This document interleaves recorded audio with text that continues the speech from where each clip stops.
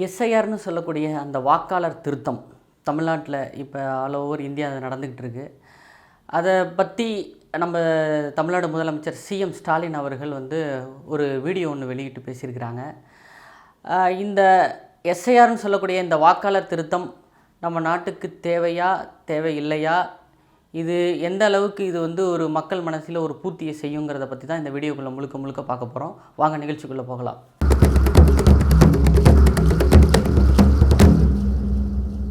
எஸ்ஐஆர்னு சொல்லக்கூடிய அந்த வாக்காளர் திருத்தம், அதாவது ஆல் ஓவர் இந்தியா ஃபுல்லாக நடந்துக்கிட்டு இருக்குது. அது மக்கள் மனதில் ஒரு பூர்த்தி செஞ்சுதா அப்படிங்கிறது தான் நம்மளுடைய கேள்வி. இன்னொன்று தமிழ்நாட்டை பொறுத்த வரையில் ஆளுங்கட்சி இதை எதிர்த்துக்கிட்டு இருக்காங்க. அதாவது அவங்களுக்குன்னு நம்ம சொல்ல போகிறது கிடையாது, பொதுவாக சொல்கிறேன். முழுக்க நினைஞ்ச பிறகு முக்காடு எதுக்கு? ஏன்னா இப்போ ஆக்சுவலாக நீட்டு வரக்கூடாதுன்னு சொல்லியிருந்தாங்க. ஆனால் வந்துருச்சு. ஆனால் இன்ன வரையும் கடைசி வரையும் போராடிக்கிட்டு இருக்காங்க. அதே மாதிரி இப்போ இந்த எஸ்ஐஆர்னு சொல்லக்கூடிய இந்த வாக்காளர் திருத்தம் எங்களுக்கு வேணவே வேணாம் அப்படின்றாங்க. அது எதனால் வேணாம் அப்படிங்கிறது சிஎம் ஸ்டாலின் அவர்கள் வீடியோ வெளியிட்டிருக்காங்க. அதை பற்றி நம்ம பார்க்க போகிறோம். இன்னொரு விஷயம் என்னென்னா, இந்த எஸ்ஐஆர்னு சொல்லக்கூடிய இந்த வாக்காளர் திருத்தம் மக்கள் மனசில் எந்த அளவுக்கு பூர்த்தி அடைந்திருக்கு, ஏன் நான் முழுக்க நினைஞ்ச பிறகு முக்காடு எதுக்கு அப்படின்னா, வாக்காளர் திருத்தம் அங்கங்கே இப்போ இது மாதிரிலாம் இப்போ எனக்கே கூட இந்த இதெல்லாம் கொடுத்துட்டாங்க, எனக்கே அந்த ஃபார்ம்லாம் கொடுத்துட்டாங்க. நானும் அதை ஃபில் பண்ண தான் போயிட்டுருக்கேன். இந்த மாதிரி இப்போ சிஎம் ஸ்டாலினே அந்த வீடியோவில் அந்த வாக்காளர் திருத்தத்துக்கான அந்த படிவத்தை வச்சு தான் பேசிகிட்டு இருக்காங்க. உங்களுக்கு பேச போகிறாங்க. அந்த வீடியோ நான் உங்களுக்கு காமிப்பேன். இந்த வாக்காளர் திருத்தத்தில் எல்லாம் தெளிவாக இருக்கா, எதுக்காக இந்த வாக்காளர் திருத்தத்தை கொண்டு வராங்க அப்படிங்கிறத நம்ம பார்க்கணும் விரிவாக. ஆக்சுவலாக பார்த்திங்கன்னா, நிறைய நம்ம வீடுங்களில் சரி, நம்ம உறவினர்கள் சரி, யாராவது இறந்து போயிருப்பாங்க. அவங்களுடைய ஓட்டர்ஸ் ஐடி இருக்கும். அதை வச்சுட்டு சில பேர் கள்ள ஓட்டு போடுறதுக்கு முயல்வாங்க. அந்த மாதிரி சில திருத்தங்கள், அந்த மாதிரி இதெல்லாம் நடந்துடக்கூடாது அப்படிங்கிறதுக்காக இந்த வாக்காளர் திருத்தம்லாம் கொண்டு வராங்க. இது எந்த அளவுக்கு நமக்கு பூர்த்தி செய்திருக்கு, அவங்க கொடுத்துருக்க படிவத்தில் எல்லாமே கரெக்டாக இருக்கா அப்படின்னு செக் பண்ணி பார்த்தீங்கன்னா அது இல்லை. ஏன்னா நான் கூட போன வீடியோவில் சொல்லியிருந்திருப்பேன், ஏன் ஆளுங்கட்சி இதை எதிர்க்கிறாங்க, எல்லா கட்சியும் ஆதரவு செய்யும் போது ஏன் இவங்க மட்டும் எதிர்க்கிறாங்க அப்படின்னு சொல்லியிருந்தேன். ஏன்னா அவங்க கொடுத்துருக்க படிவத்தில் அந்தளவுக்கு குளறுபடி இருக்குது. இது பார்த்திங்கன்னா, வாக்காளரோட பேர் கேட்குறாங்க, அந்த வாக்காளர் அடையாள அட்டை எண் கேட்குறாங்க, அட்ரஸ் கேட்குறாங்க. ஆனால் முந்தைய உறவினர்னு சொல்கிறாங்க. முந்தைய வாக்காளர் உறவினர், அவங்களுடைய பேர் எழுதுங்க, அவங்களோட நம்பர் எழுதுங்க. எதுக்கு நம்மளுடைய வாக்காளர் அடையாள அட்டைக்கு எதுக்கு அவங்களோட பேர்லாம் எதுக்கு எழுதணும்? இப்போ தாய் தந்தையரோட வாக்காளர் அடையாள அட்டை எண் எழுத சொல்கிறாங்க, அது ஓகே. உறவினரோடதெல்லாம் எதுக்கு எழுத சொல்கிறாங்க? உறவினர்னால் யார்? பெரியப்பாவா, சித்தப்பாவா, மாமனா, மச்சானா? எதுக்கு இதெல்லாம் எழுத சொல்கிறாங்க? எனக்கு ஒன்றுமே புரியல. ஆனால் ஆக்சுவலாக இது இப்போ மக்கள் மத்தியில் பரவலாக அங்கங்கே விண்ணப்பங்கள் கொடுக்கப்பட்டு பூர்த்தி செய்யப்பட்டு கொண்டு இருக்குது. எனக்கும் கொடுத்துருக்காங்க, எங்கள் வீட்லேயும் கொடுத்துருக்காங்க. எங்கள் அப்பா அதை எனக்கு பார்த்துட்டு எனக்கு ஃபோன் அடித்து, இதில் ஒன்றுமே புரியலடா, இது எப்படா ஃபில் பண்ணுறதுன்னு கேட்குறாரு. ஆனால் எனக்கு தெரிஞ்சு அதிகபட்சம் ஒரு 8 கட்டம் தான் இருக்குது. அதை ஃபில் பண்ணுறதுக்கு அவ்வளோ குளறுபடி. இது சம்மந்தமாக தான் நம்மளோட தமிழ்நாட்டு முதலமைச்சர் சிஎம் ஸ்டாலின் அவர்கள் ஒரு வீடியோ வெளியிட்டிருக்காங்க. அதை நீங்கள் பாருங்கள். வணக்கம். நம்மளோட தொடர் எதிர்ப்புகளை மீறி எஸ்ஐஆர் பணிகள் தொடங்கிடுச்சு. மக்கள் நிறைய பேருக்கு எஸ்ஐஆர் பற்றி இன்னமும் முழுசாக தெரியல. இந்த நிலையில் எஸ்ஐஆரை திமுக ஏன் எதிர்க்கிறோம்னு விளக்கவும், நம்ம வாக்குரிமையை எப்படி பாதுகாத்து கொள்வதுன்னு வழிகாட்டவும் தான் இந்த வீடியோ. சரியான உண்மையான வாக்காளர் பட்டியல் தான் நியாயமான தேர்தலுக்கு அடிப்படை. எனவே வாக்காளர் பட்டியல் திருத்தம் செய்யப்படுறத நாம் எதிர்க்கலை. ஆனால் போதுமான கால அவகாசம் தராமல் எலெக்ஷனுக்கு சில மாதங்களே இருக்கிற நிலையில் இதை அவசரமாக செய்கிறது சரியாக இருக்காது என்பது தான் நம்முடைய நிலைப்பாடு. தேர்தல் ஆணையத்தோட கூட்டு சேர்ந்து வாக்காளர் பட்டியலில் பாஜக எப்படியெல்லாம் மோசடி பண்ணியிருக்குன்னு மக்களவை எதிர்க்கட்சி தலைவர் அருமை சகோதரர் ராகுல் காந்தி அவர்கள் பத்திரிகையாளர் சந்திப்பு நடத்தி ஏற்கனவே விளக்கியிருக்கிறார்.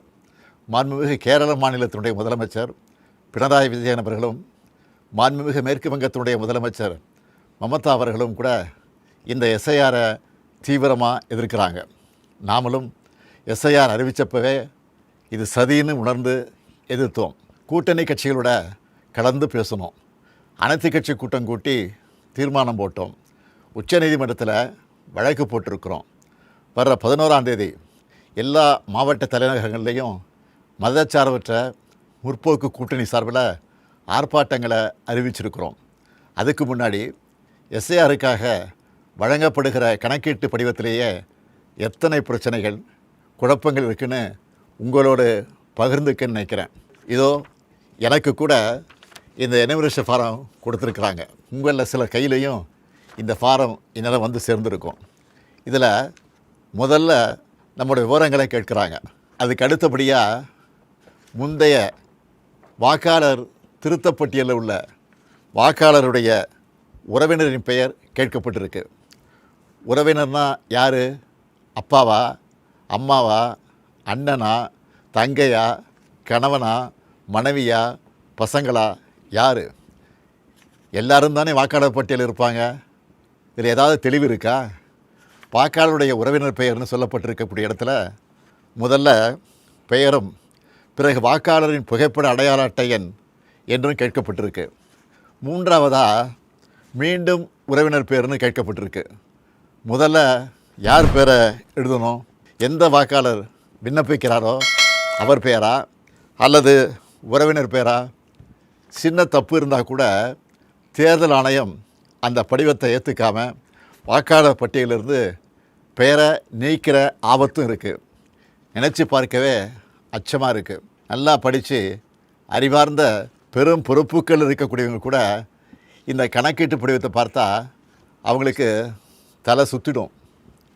இந்த படிவத்தில் வாக்காளரோட புகைப்படத்தை அச்சிட்டு தற்போதைய புகைப்படத்தை ஒட்டணும்னு சொல்லப்பட்டிருக்கு. ஆனால் மாநில தேர்தல் ஆணைய அதிகாரி என்ன சொல்லுகிறார்? உங்களுக்கு விருப்பம் இருந்தால் ஒட்டலாம்னு அரசியல் கட்சிகள் கலந்துக்கிட்ட கூட்டத்தில் சொல்லியிருக்கிறார். இது இன்னொரு இடியாப்பு சிக்கல். ஒருவேளை ஃபோட்டோ ஒட்டலைன்னா என்ன நடக்கும்? வாக்குரிமை பறிக்கப்படுமா படாதா? தொகுதியோட வாக்காளர் பதிவு அதிகாரி அதாவது இஆர்ஓ கையில் தான் இந்த முடிவு இருக்குது. இவங்க எல்லாரும் ஒரே மாதிரியான முடிவு எடுப்பாங்கன்னு சொல்ல முடியாது.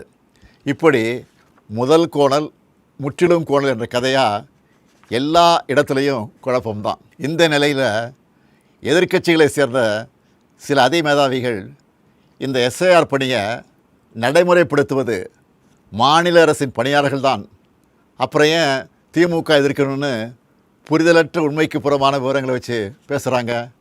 ஒரு பணியாளரை தேர்தல் ஆணையம் தன்னுடைய பணிக்காக எடுத்த நொடியிலிருந்து அவர் தேர்தல் ஆணையத்துக்கு கட்டுப்பட்டு தான் செயல்படுவாரை ஒழிய மாநில அரசோட கட்டுப்பாட்டில் இருக்க மாட்டார். மக்களை திசை திருப்பினா போதும்னு தவறான தகவலை பரப்பக்கூடாது. என்னத்தையாவது பொய்ய சொல்லி எஸ்ஐஆரை எப்படியாவது நடத்திடலாமா, ஏழை எளிய மக்களுடைய வாக்குரிமையை நீக்கிடலாமான்னு எதிர்க்கட்சிகள் நினைப்பது வேதனைக்குரியது. எஸ்ஐஆர் தொடங்கின நாளிலிருந்து களத்தில் இருக்கக்கூடிய நம்முடைய கழகத்தினரும் நிறைய பிரச்சனைகளை நம்ம கவனத்துக்கு கொண்டு வந்துட்டுருக்காங்க.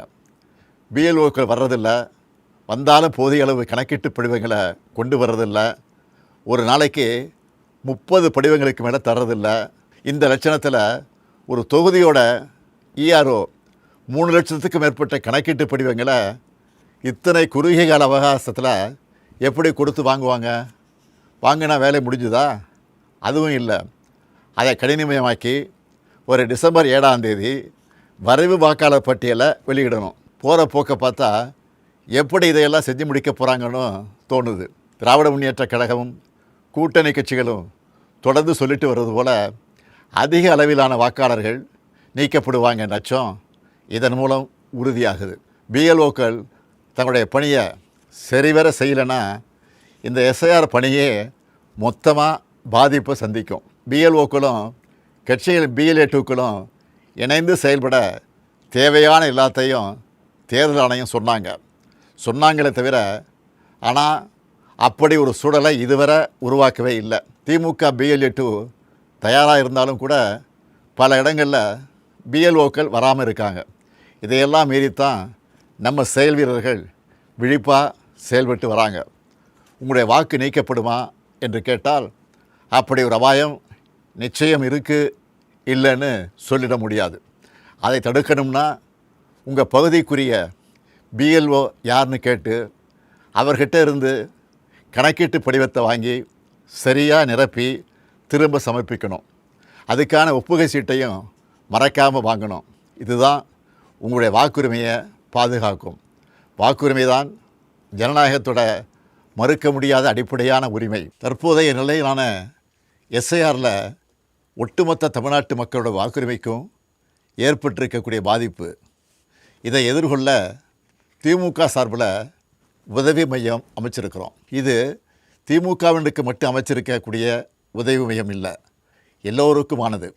அதனால் கழக நிர்வாகிகள் மட்டும் இல்லாமல் எஸ்ஐஆரால் பாதிக்கப்படுற அனைத்து பொதுமக்களும் நாங்கள் அறிவிச்சிருக்கக்கூடிய 806542 200220 என்ற, மறுபடியும் சொல்கிறேன், 806542 200220 என்ற உதவி எண்ணை தொடர்பு கொண்டு உங்கள் சந்தேகங்களை தீர்த்துக்கலாம்.